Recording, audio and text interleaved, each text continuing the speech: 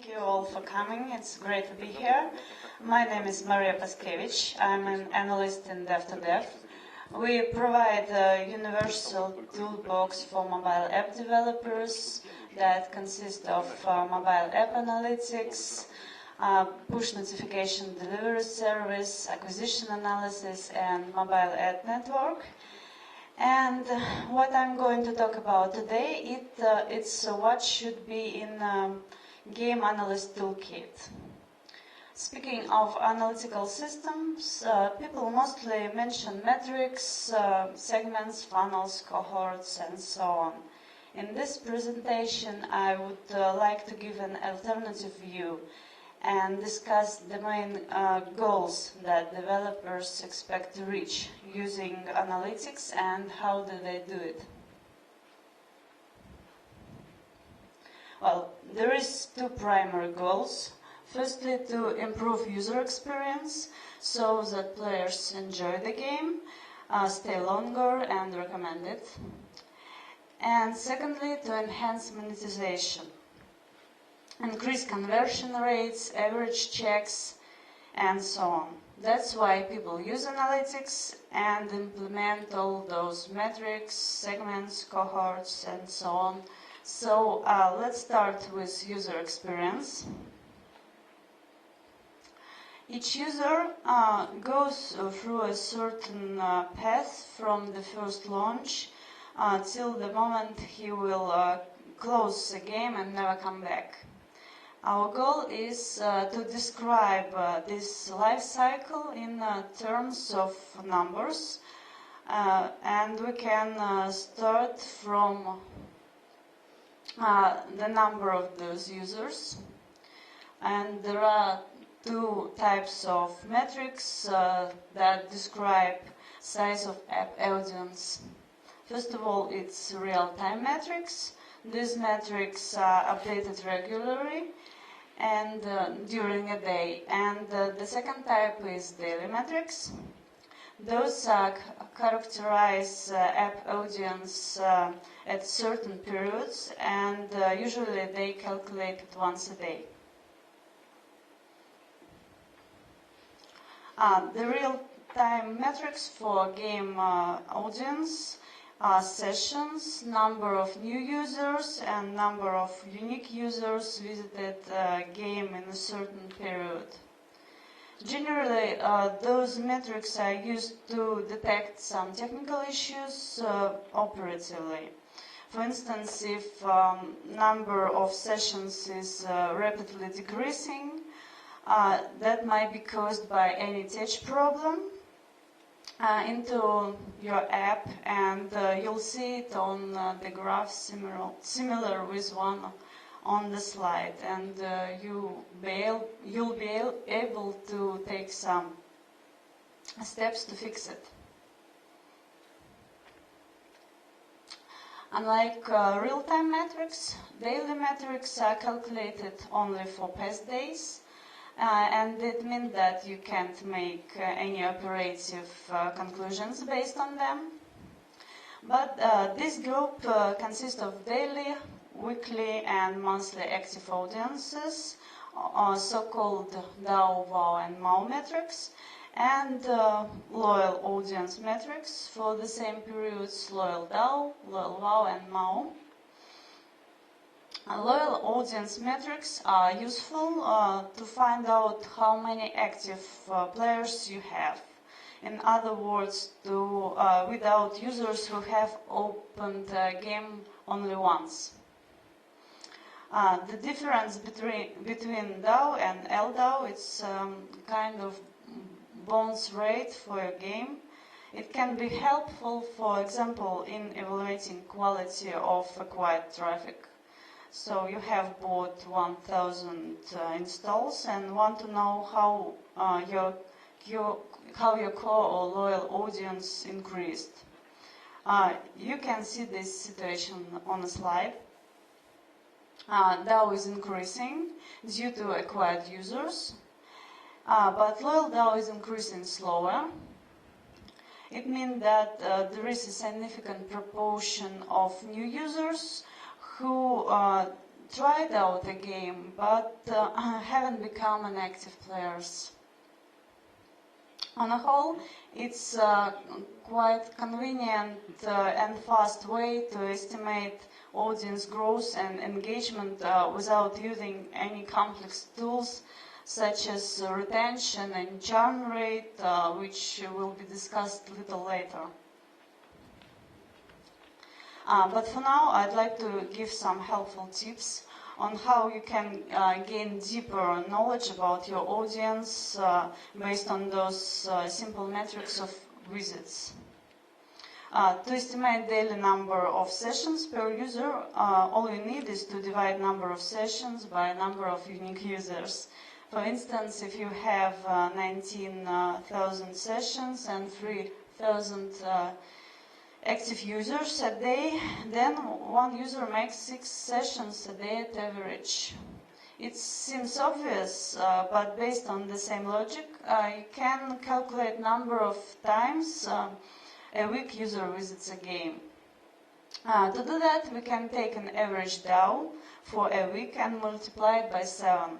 So we get weekly users estimation. Then divide the results by the number of unique weekly users, or WOW metric, for the same week. Final result is an average number of visits users make in a week. On the slide, it's about 2 visits a week at average. But let's move on from audience estimation and take a closer look at another extremely important concept, user engagement. In a nutshell, engagement is usually understood as a group of metrics describing user behavior from the point of view of their interest of a game. First of all, it's retention and associated concept of churn rate, also known as percent of drop-offs. Then metrics that characterize game progress, such as tutorial pacing or pacing certain game levels. We will start with retention, as it's considered to be primary metric of user engagement. Retention shows how many of your users come back after 1, 2, 3 or other number of days after the first launch. In other words, how effective are you at getting users to come back into your game? Retention reports are usually composed into cohort reports. Example of that kind of report you can see on the slide. Every day a new group of users, or so-called cohort, is composed, and for this group, the percent of returned users is calculated for each following day. For instance, on the 10th of September, there are 4,923 players launched the game for the first time. It's so-called day 0. And the next day, on the 11th of September, 30.89% of them have returned, and the second day 23.62%, and so on day after day. At the same time, on the 11th of September, there was 5,041 players launched the game for the first time, and for those users, retention on day 1 or 12th of September was 32%. It's clear that just mixing all those users from 10th and 11th of September and see their retention wouldn't work, because the 12th of September is a day 1 for part of them and day 2 for the rest of the users. That's why cohort reports are used. In this case, it becomes possible not only to track retention rate for a separate group, but also detect changes in behavior of different user groups. For instance, compare retention rates before and after update was released. In addition, I would like to give an example. The most common difficulty when speaking of metrics is that you have metric value, but you have no standards to compare your values with. In other words, it's completely unclear if you are doing well or no. The same story with retention rates. Okay, you have 20% returned users at next day after the first launch. Is it good or no? But in the retention rates case, there is so-called 40-20-10 rule. Strictly speaking, it's not so much a rule as a collective developer's experience. According to that, following values are considered good. 1 day retention from 30 to 40%, 7 days retention 15-20%, and 30 days retention 8 to 10%. Of course, it's not an iron rule, but you can orient on these numbers. The next important metric of engagement is the churn rate. It's the percent of users who dropped off a game. I have already mentioned Loyal, DAO, WoW, and MAO as a fast way to estimate audience growth and engagement without counting dropped off users. But churn rate calculations sometimes can be tricky. The thing is how to find out that it was the last visit. When calculating retention, you simply look how many users returned on day 5 and then calculate the percent. But churn rate doesn't work that way. The fact that user haven't visited app on 5th day doesn't mean that he won't visit it on day 15. And that's why churn rate is usually estimated through rolling retention. Rolling retention is the percent of users who launched an app for the first time on day X and still remain active. In games, usually a player counted as an active user if he was visiting a game at least once during last 7 days. That's why when you subtract rolling retention from 100%, you'll get the percent of non-active users.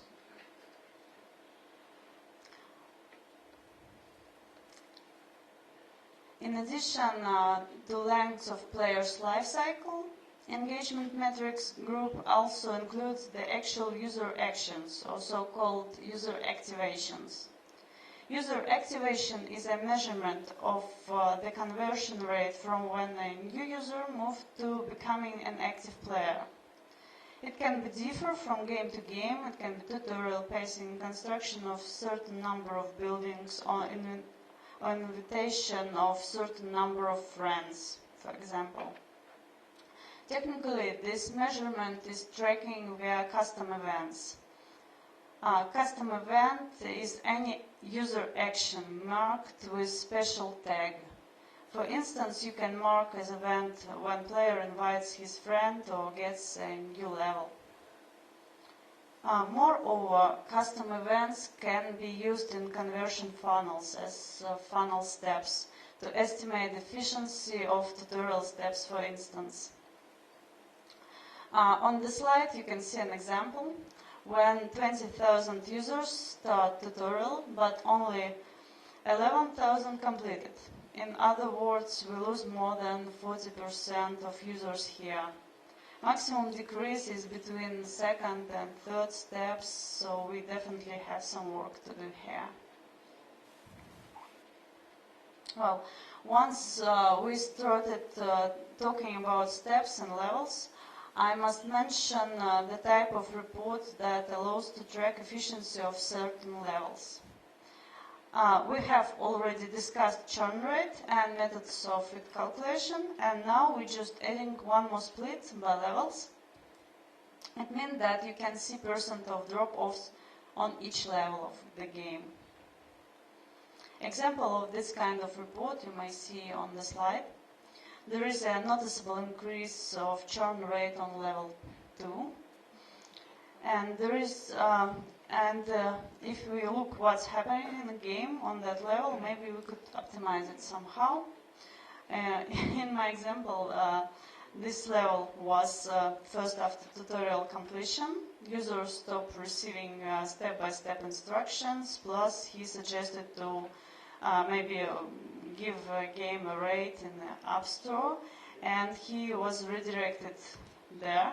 And many of users don't open the game again. Now we will abstract from players' needs and talk about developers' interests, about monetization.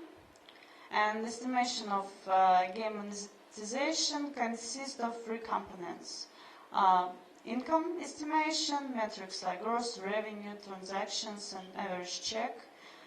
Customers estimation, like paying users, paying conversions, lifetime values, and so on.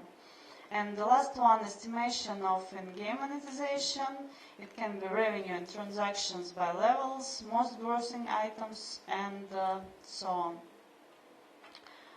on. First of all, income estimation.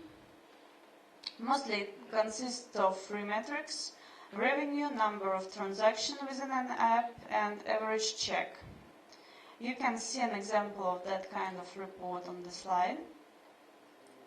Here we have fluctuations of gross and number of transactions on the same graph. And the primary goal of all those metrics is to get final financial parameters of your project. But those metrics are not suitable if you wish to increase income. Next group of customer estimation metrics. Next group is customer estimation metrics, and they are used to learn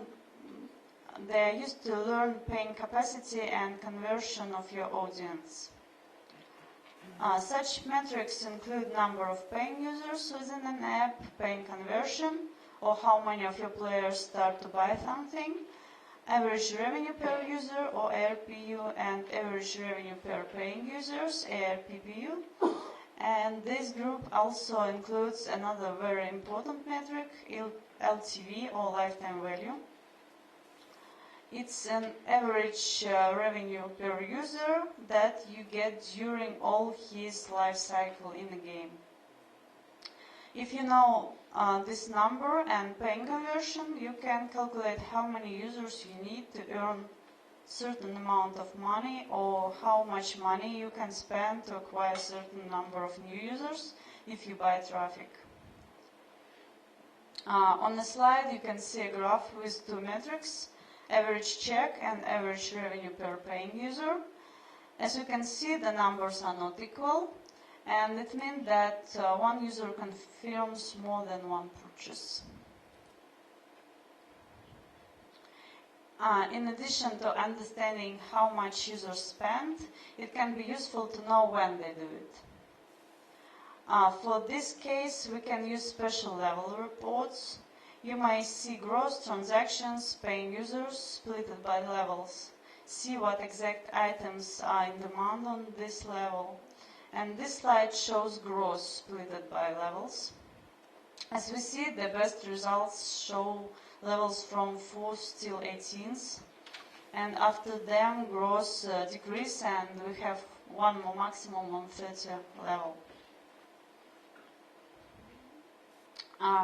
When speaking of monetization metrics, it is necessary to mention that data for all these metrics can be received from two data sources: from the app markets as financial reports, and from analytical systems that collect data via SDK embedded into your app.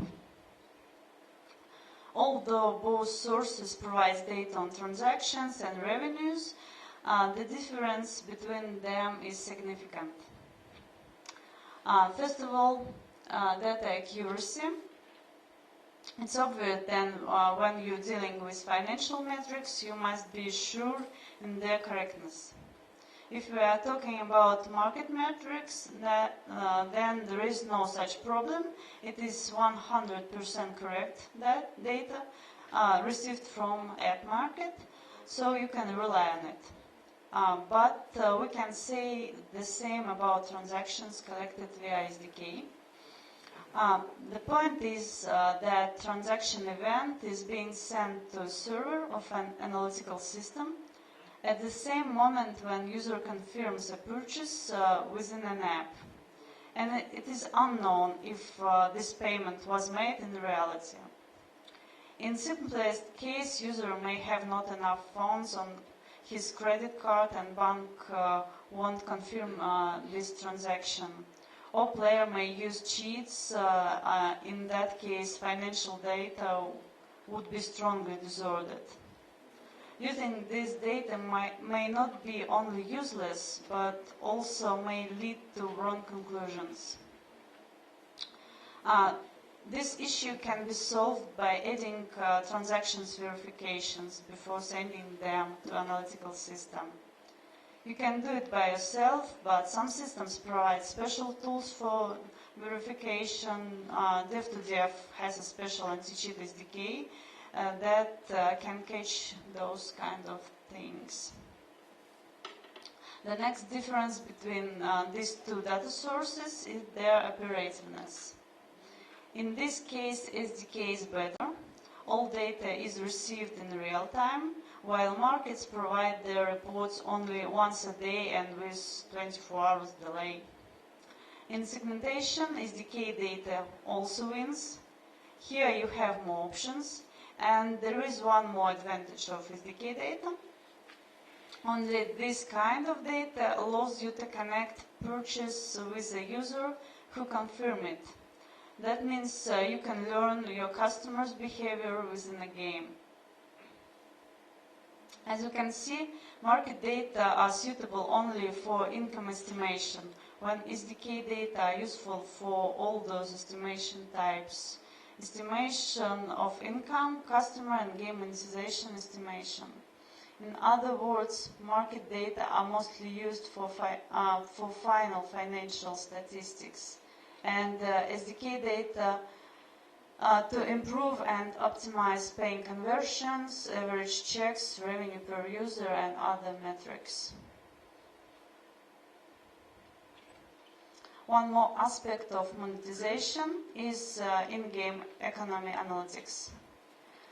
You're gonna need it if you have one or more types of in-game currency.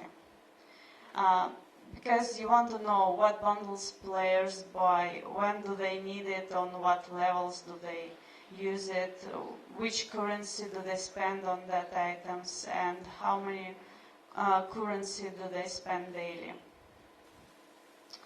To illustrate, I'll give an example of a report that shows top 10 most purchased items for premium currency. And the same report, but now by levels. This kind of reports will help you to find out the composition of players' customer basket and offers them new interesting options. For instance, make bundles with the most popular items on current level and offer it for special price. And that concludes my story. I hope it was helpful, and from now on, concepts of game analytics will become helpful tools for your purposes. Thank you for your attention.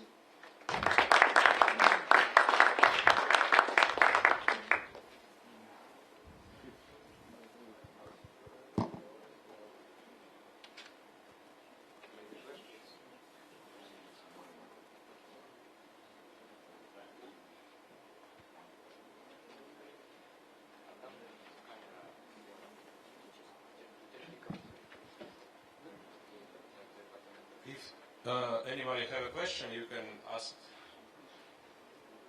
No question? Okay, guys, it's a last speaker today in the apps hall. The next speaker was ill, and we are waiting for you in 21 hours at the Game Inside party. Thank you.